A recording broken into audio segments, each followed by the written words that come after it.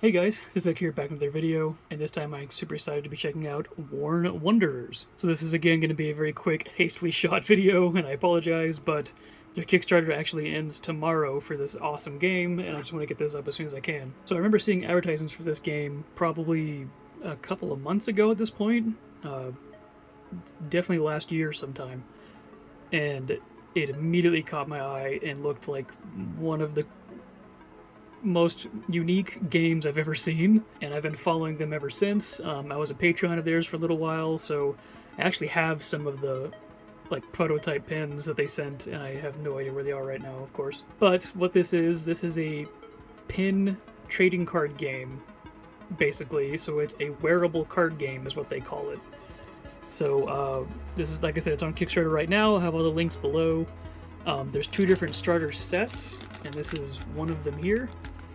This is the Legacy of Power, the wearable card game you can play anywhere.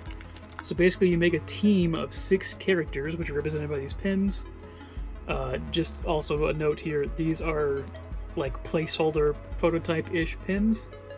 The actual pins are nice and metal and enamel and look very, very nice.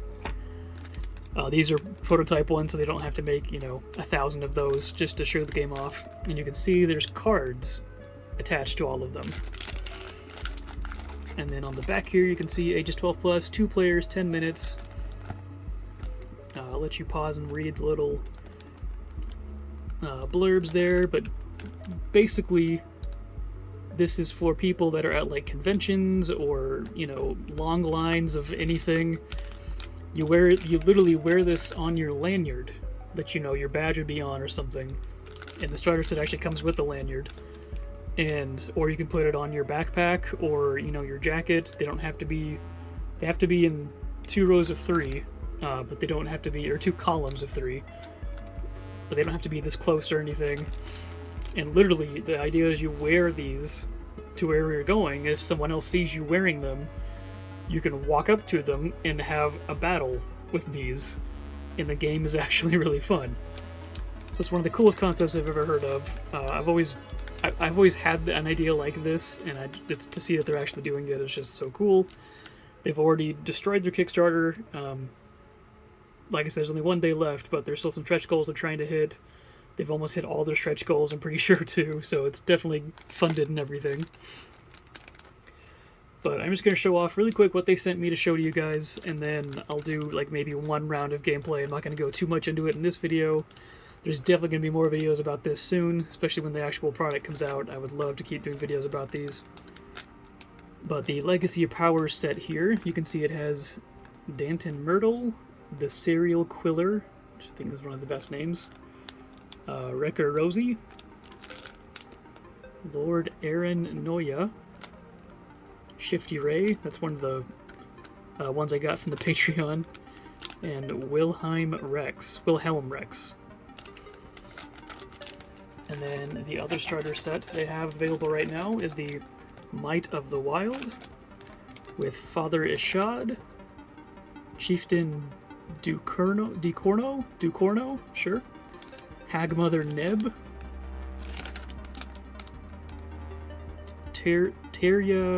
Turia Bonzapart, I think is how you say that. Vernard the Humble, and then Dr. Darcy Winthrop. So there's a whole lore to this game, there's a whole world they built for this game. You can read it all on their website. And basically, to put it very quickly, cool fantasy world with a bunch of high technology, magic-y stuff. And then apocalypse happens, and this is the people that are left, basically. So they formed bands of parties to go around, and they're fighting each other for resources to survive. And the first one to get so many resources wins the game. So that's your blurb. They also sent me, it'll come with a rulebook. This is all prototype stuff mainly, as you can see here. Comprehensive rules. These are using the outdated cards. They used to be side by side like this, so they'd be horizontal and you would turn them vertically like this. I very much prefer these new designs they have here. They sent me a booster pack. a mock booster pack to show you how this would look. This is really cool. We'll get to that. And then they sent me a bunch of the actual metal pins, so these are actually what they'll look like. But basically, the backs of them are getting a slight redesign to accommodate the new cards to have 2 pin stops. So instead of making, you know, spending $1,000 on making new ones just to have another pin stop, they just made some placeholder ones for the demos here. But they'll essentially look like this. Really, really nice. So let's get into this first one here, Legacy of Power.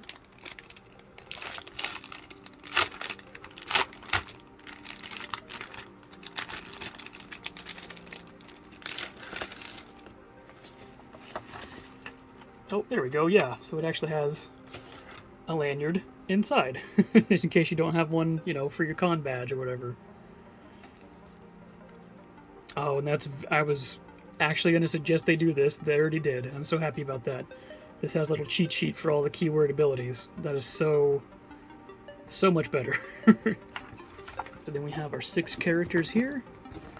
And it also comes with additional cards as well, so you can deck build and experiment with your own stuff. So here's the stack of extra cards you get. It might not be these in the final version, but just to give you an idea. And these are, like I said, prototype cards, so these are just cardboard, paper. So these are not indicative of what they will actually be. They actually sent me some samples of, again, it won't be this design, it'll be the designs you see here, but this is stuff that we made out of, which is PVC. And this stuff is super durable. This is plastic, essentially. And so you can bend this stuff, and it goes right back. If you get this wet, it's not going to damage anything if you get caught in the rain or anything. So this is what they'll actually be made out of. Nice, thick PVC. But for these little demos here, we just have some little laser cut cardboard. And if you ever see any like soot on my hands, that's just because these were all literally handmade, essentially, by the designer and laser cut on his own laser cutter. So again, not indicative of the final product. And also, whenever this game is final, you also get character cards for each of the pins. These are not necessary for gameplay whatsoever. They're just cool little art cards to show you what the art looks like before it's turned into the pin art, basically. So like, there's Ducorno. So you can see with the pins, they can't do shading and stuff like that on the enamel. So it's a way to see like the real art, basically. And then they have a little bio about them on the back. I'll let you pause that and read it if you want to. They have more information on the website, and then the QR code leads to, again, the website for more lore and all that kind of stuff. So those come with every character now, too. And then you can see each one of these pins is just held on there by 2 pin stops. And I'm just going to take a second to pull all these out. Okay, so we got Danton out, just to show you what these guys look like. Again, these are prototypes. These are just acrylic, it looks like, cut acrylic with some like printed paper on top that look like the cool, nice metal pins that you see over here. But you can see on the back they have 2 pin stops. And you see the back card there is some loot. So there's 4 cards to each character, a level 1, a level 2, a level 3, and then a loot card. So each player on your team of 6, you're going to have I believe it's 2 1s, 2 2s, and 2 3s loot cards, values of loot cards. And the object of the game is to get as much loot as the characters you started out with, basically. So if you're doing 6 characters, 6 points. If you're doing 4 points, etc. But basically, the character itself has these 4 pips underneath them, and I believe this is called their heraldry, I think. And this is basically the colors of cards that they can have attached to them. And the colors are kind of like other trading card games where each color kind of designates how it plays. So red plays a certain way, purple plays a certain way, etc. So this just means that he has 2 purple and 2 yellow. So that means that he can have up to 2 purple cards and up to 2 yellow cards. Doesn't mean he has to have exactly 2 purple and 2 yellow, because you can only have 3 colored cards and then your loot card. And there's also colorless cards. So basically it's saying he can't have 3 purple cards or 3 yellow cards. It's got to be up to 2, up to 2. So the cards here have power or attack on the left side, and their defense or health on the right side. Let's bring in another character here, the Serial Quiller, and show you how the kind of the basics of how this works. So basically, let's say this guy is on my team, and this is on my opponent's team. Each turn, all you do is pick one of your characters to attack one of your opponent's characters that hasn't been defeated yet. So for instance, I can pick Danton here to attack Serial Quiller. So I would compare my power to their defense, so 7 to 7. So that means I would hit the Serial Quiller, and they would do the same thing, compare their power to my defense, which is 10, which means they would not hit me back. So then damage is done simultaneously. If he did hit me back, then I would take a damage too, but when you take a damage, you take the top card and you rotate it all the way around until it stops, because it's hit the other pin on the back there. So now your character is level 2, and you have a bigger, better card. So then on this player's turn, they could say, I want Serial Quiller to attack Danton. So you do the same thing, compare the power to the defense. 11 beats 10, but 7 does not beat 11. So now Danton would get punched and would not be able to punch back. So they would go to their next card. And then you just do this. That's all you do in your turn. Pick one character to attack, one character to be attacked, and you just go back and forth until you get the required number of loot to win.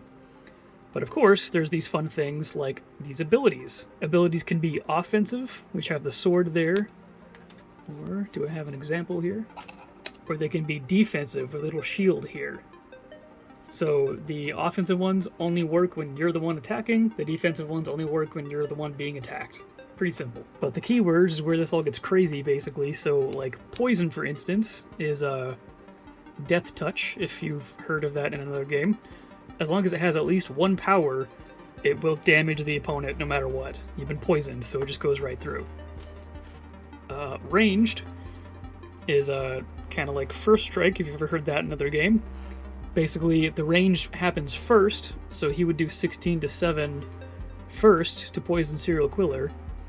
And then normally, the 5 would beat his 4, but it's ranged, so this one goes first and hits her before she even gets a chance to attack, so she just goes to her next card. I'm not going to go over all the abilities in this video. Like I said, whenever we actually do some like gameplay, I'll do it then. But you can see the cards get better as they level up, so if Danton got damaged again, he would go to his level 3 card, which is a big 13-13. And then if he got beat on his level 3, he would be defeated, and they would be showing how much loot he's protecting. So if my opponent attacked this character, they would score 2 loot, and that gets them that much closer to winning the game. I just have to say I love the design of these new cards, because you can see they're just like a... It's kind of like those like do not disturb signs at hotels, you know, you put on the door handle. So basically, because there's 2 pins now, they kind of lock. Not really lock, but they get stopped there to be perfectly in line with the thing. And then as you take damage, actually I'll show it on the loot card here, as it goes around, it hits that other pin and stops there to be perfectly in that position. So it's a lot better than the old way with just the rotating cards. But that's the basics on how to play. I'm going to get all these attached to this lanyard so you actually see how it looks. So this is what it looks like when it's all on your lanyard. Of course, it's going to be impossible for me to show on camera, but there you go. So again, you don't have to use this badge if you're going to a convention and you're wearing your badge. You just pin them to it like you would this. Walk around the convention, if you're standing in line, see someone else that has one, you go up to them and fight each other. So this also gives you a look at how they're actually set up when you're actually playing the game. So it's 2 columns of 3, and the positioning actually matters because there's some things like combo in here that will actually, you can add the power or the defense from an adjacent orthogonally character.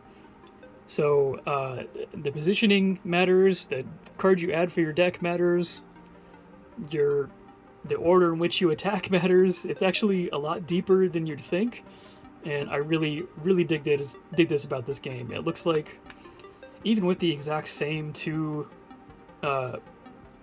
teams fighting against each other, I feel like it would still be, as long as you obviously make different decisions every game, it would still be so different that you could still play multiple games with just the same 2 characters.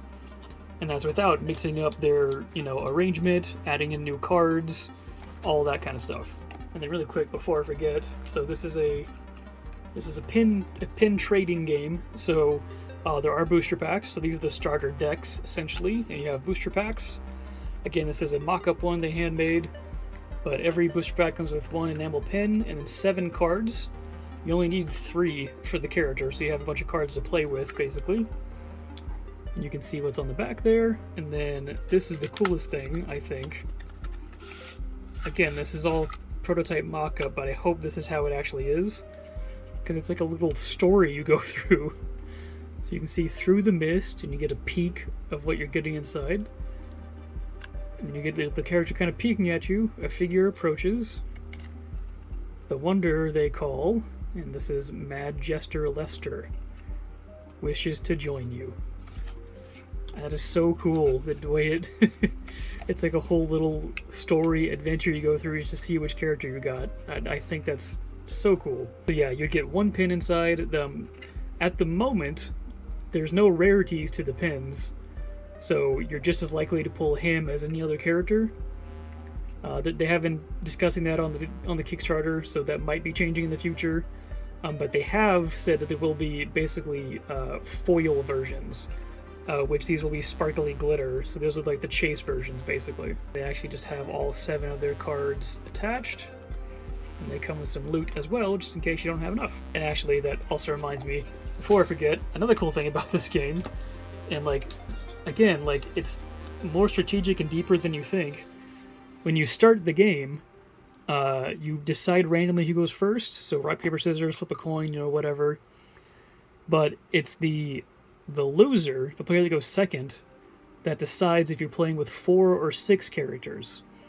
And I think that is just that little tiny rule. It just adds so much fun, like, problem-solving thinking for me.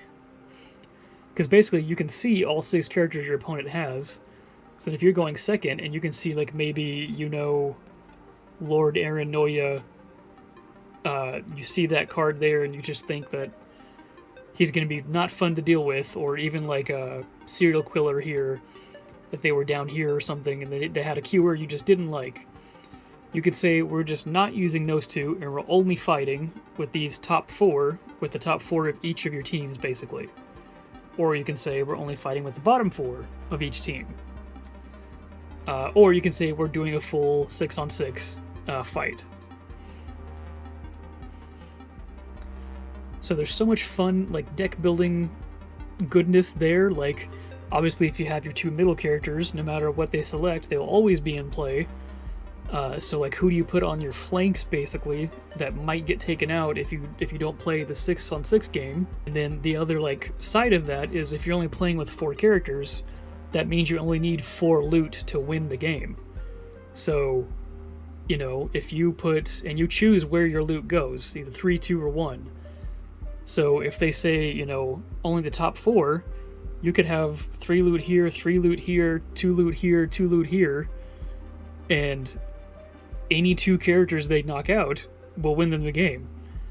But if you had, 1, 1, 2, 2, then they would have to knock out these 2 and get lucky, or knock out 3 characters to win the game. So there's just so much, like, literally it feels like more than half of the game is how you build your team, and those are the kinds of games I love the most, where, like, the deck building is a huge part of the game. The playing is also obviously very strategic, and you need to be thinking ahead, but so much of it is the deck building part, and that's what I love about games like this. Okay, so as I give my final thoughts, I'm just going to show you these pretty enamel metal pens up close, and these are metal. So obviously I'm super excited about this game. I think there's so much potential for this game to grow.